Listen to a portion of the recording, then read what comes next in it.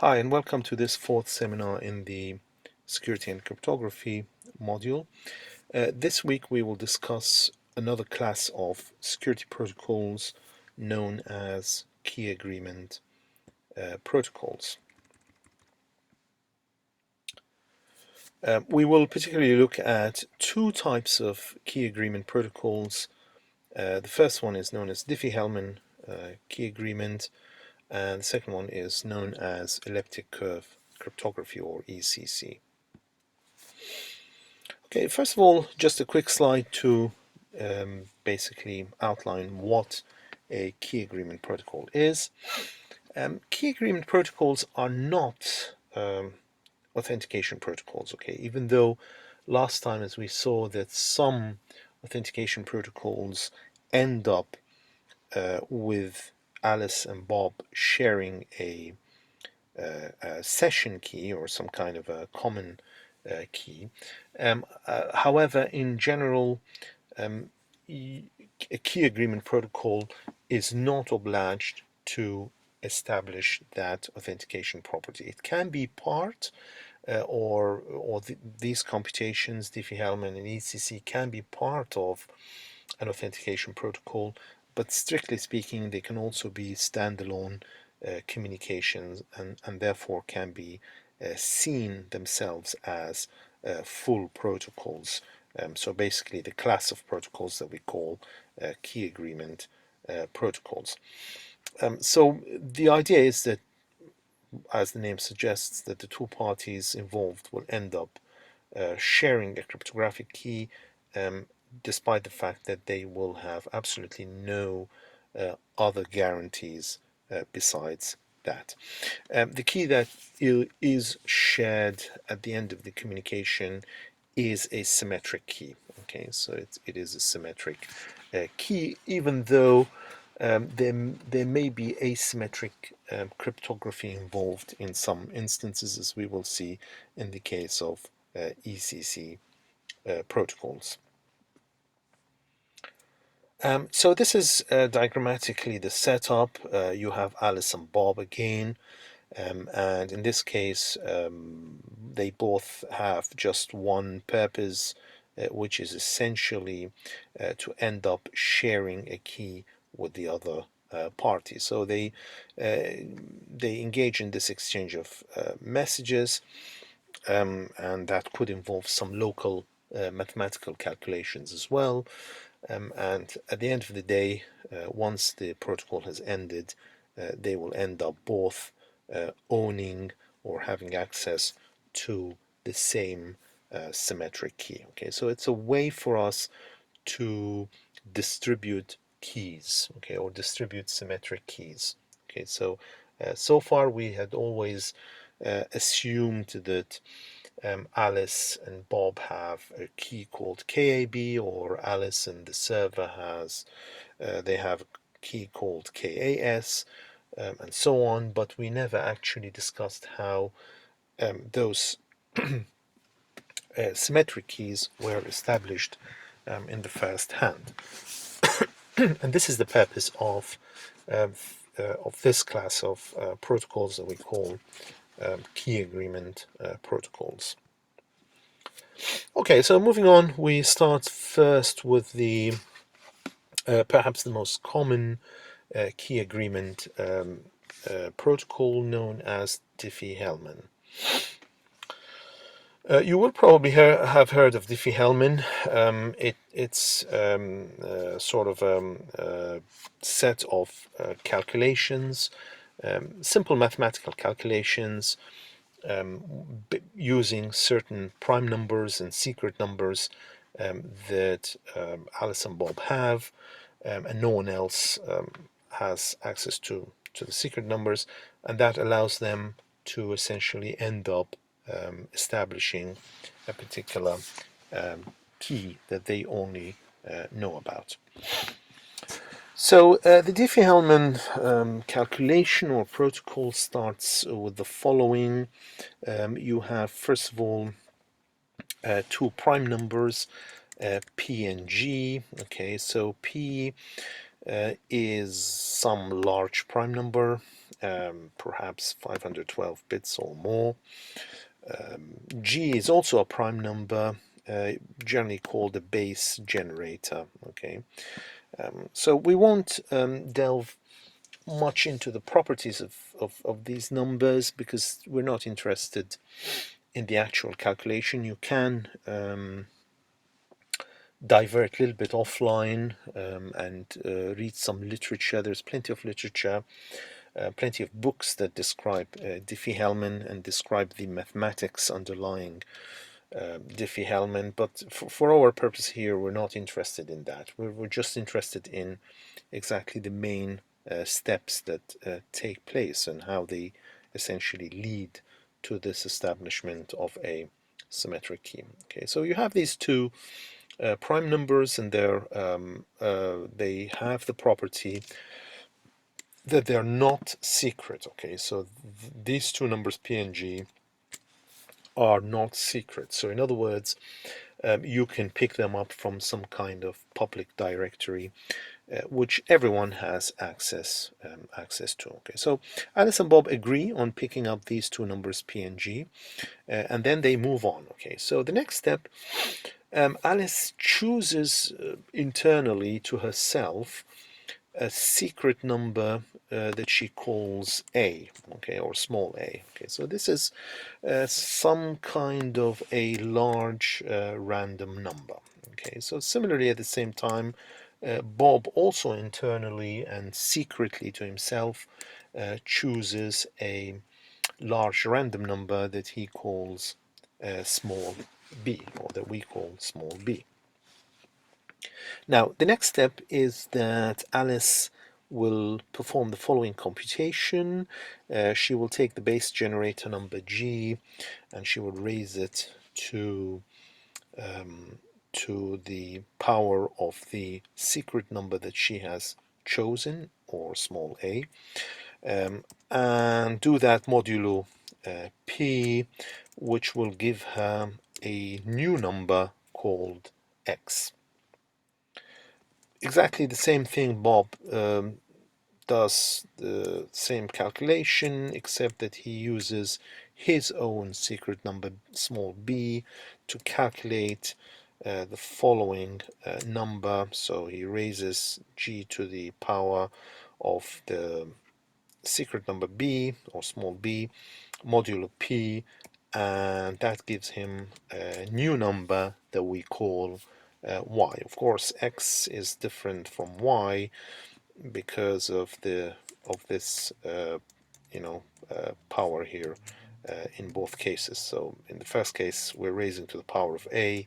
In the second case, we're raising to the power of b, and a is not equal to b because they are two randomly selected numbers that have been selected at each end of the communicating protocol. Now, next comes the actual communication. So the communication consists of two steps in which the two parties exchange the new number that they have calculated. Okay, so Alice sends Bob number x and Bob sends Alice the number y. Now, what is very important here to note at this point is that perhaps this is where your protocol is most vulnerable at, in the sense that the communication is just taking place over some public network. So as you can see, X is not encrypted and Y is not encrypted. There's absolutely no protection for these two numbers. They've just been thrown on the public network to the other side to pick them up. Okay, so anybody could have read X and anybody could have read Y. So anybody listening to these communications. However, the important security property that we have here is that by listening to this communication and reading X and reading Y, we cannot deviate either A nor B respectively. Okay, so X does not give us A and Y does not give us B. Okay, and remember, A and B are the two or the two random secret numbers that Alice and Bob chose to themselves internally without telling anyone else in the world about. So the next step is once, of course, Alice receives Y and Bob receives X. Then they perform another couple of operations or calculations, and Alice internally will take the number that she received from Bob in the second message, and she will raise that to the power of her own secret number small a, and that she does that modulo p. And similarly, Bob will take the number he received from Alice, which was X, and he will raise that to the power of his own secret number small b, and he does that modulo p. Now, the nice property is, which is what we call the Diffie-Hellman property, is that these two last calculations that we've performed here, so basically this calculation and this calculation, essentially will end up resulting in exactly the same number. Okay, and you can open those two calculations as follows in these following steps until you end up with this equality here, where the left side is exactly the same as the right side. So and that number, okay, so this number, which equals this number, is going to be taken or is going to be used for the rest of the session as the key KAB. So this is Diffie-Hellman, and this is how we end up establishing a shared key using nothing but two prime numbers which are publicly known, and two secret numbers that we choose internally and we don't tell anyone else about.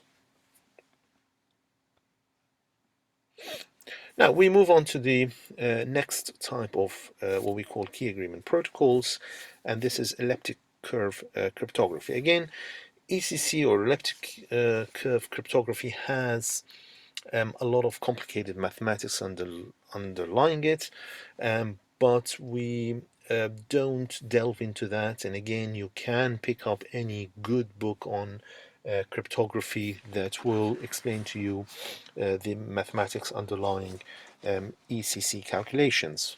However, from our point of view, all we will just consider the main principles or the main concepts and how those essentially give us that shared key that we're looking for at the end of the protocol or calculations or ECC calculations. So they are in their purpose similar. So I say here similar in their purpose to Diffie-Hellman, but the math underlying them is different. Okay, so let's have a look at what happens under an ECC protocol or ECC calculation. So the main difference here is that in an ECC you actually use public key or asymmetric key cryptography. Okay, so you start or Alice starts with generating a key pair, which consists of the private key of Alice and the public key of Alice, and similarly Bob starts by generating a key pair, which is the private key of Bob and the public key of Bob.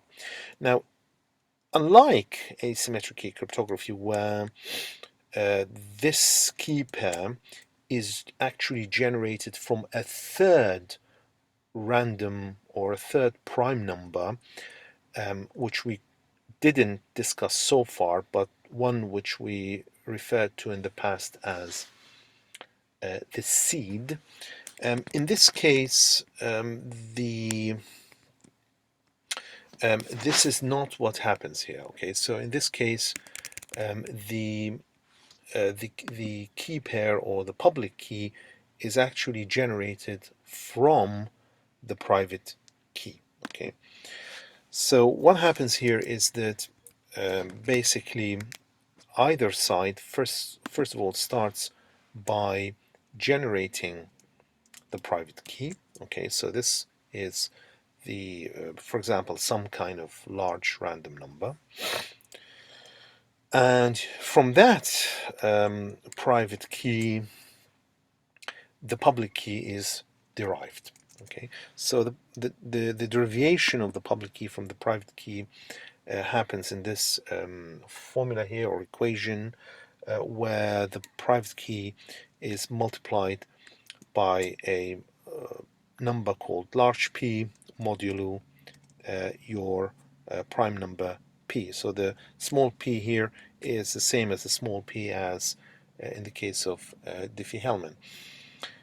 So except here the difference is that the large P is a point on some curve. Okay, so as I said, we won't delve into the mathematics of this. Safe to know just that the principle of it is that first of all you generate a random number which becomes your private key, and out of that private number then you generate the public number or the public key, which becomes your public key. So once both Alice and Bob have performed this calculation here out of the private keys that they have selected internally and randomly at both their ends, the actual ECC protocol happens as follows. Okay, so it is a very simple, again, very simple two-message protocol where Alice sends Bob her public key and Bob sends to Alice his public key. Okay, so they both are advertising to the other side the public keys or the public numbers that they have come to calculate in the previous step. So once Alice receives Bob's public key, and similarly Bob receives Alice's public key, they enter into a simple mathematical calculation which is similar for both sides.